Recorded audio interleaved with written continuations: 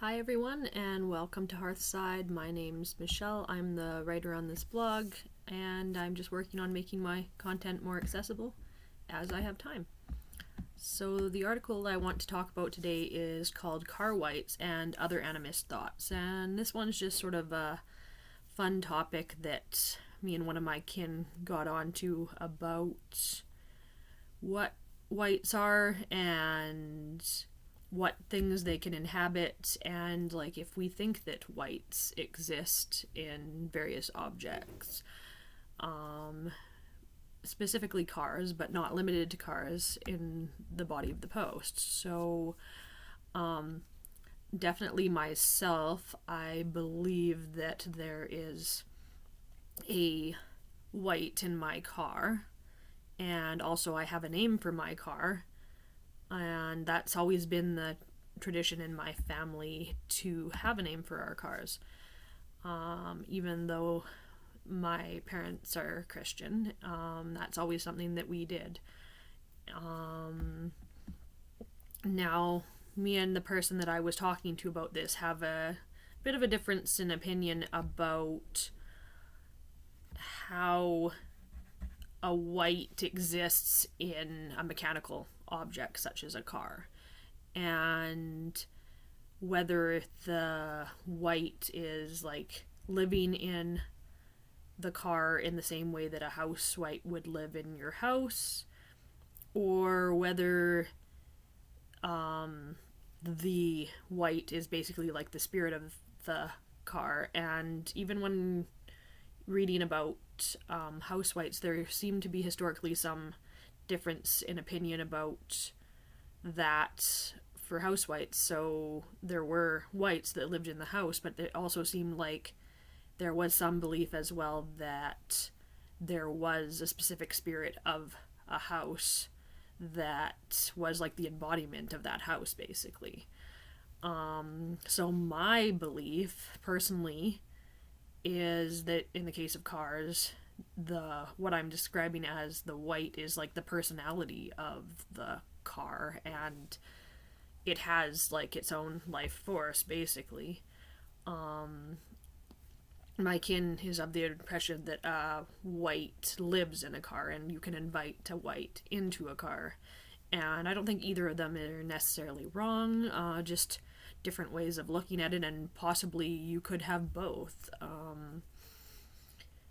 I don't spend a lot of time in my car other than commuting to and from work, and I wouldn't probably try to invite a wight into my car to live there, because I don't know if that's somewhere where they would necessarily find a comfortable place to live, since I wouldn't be around and wouldn't be spending a lot of time with them, or necessarily leaving offerings, because I don't actually have to commute for my job every day. So that's not something that I would consider for my own personal practice, but some people who are spending more times in their car or use a vehicle for their job, like a truck driver or something, they might see it very much the same way as a house wight, where you would invite a spirit in.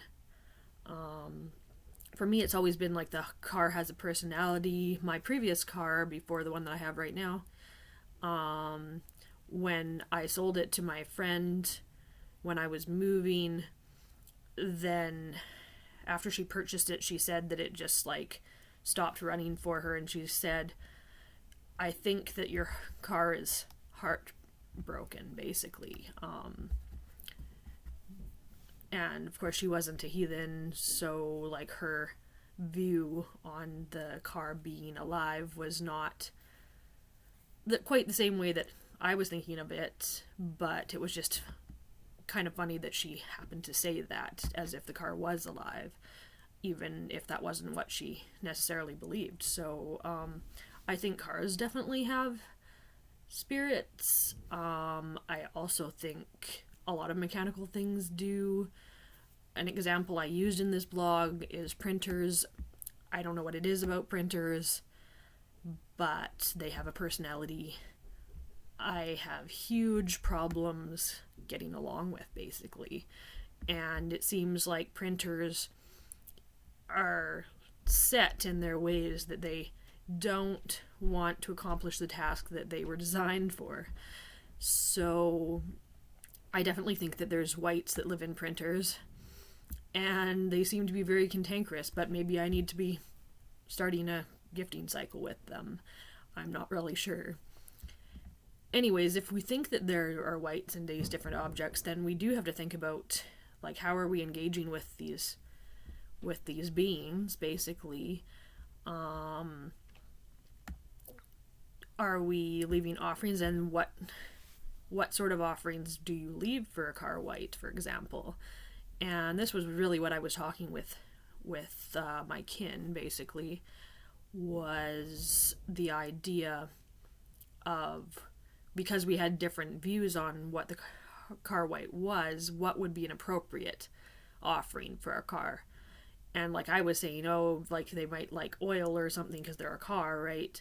But the way that they were viewing it was that it was something living in the car, so they were suggesting that a more appropriate gift might be coffee or something, like the same as you might give to a house wight. So just different ways to look at it depending on how you see wights in your car and what would be appropriate offerings. But like, I think the main thing really is, if you are going to leave an offering for your car wight or for some other wight to do with technology, that it's about establishing a gift cycle, being consistent, and about that gift having value. So even if you're like leaving coffee and you're thinking the same way as me, that it is like the spirit and personality of that car, like that wight is still going to acknowledge that a coffee is a valuable item, just like historically, like cream would have been a valuable item, or like sugar would be a valuable item, or something like that.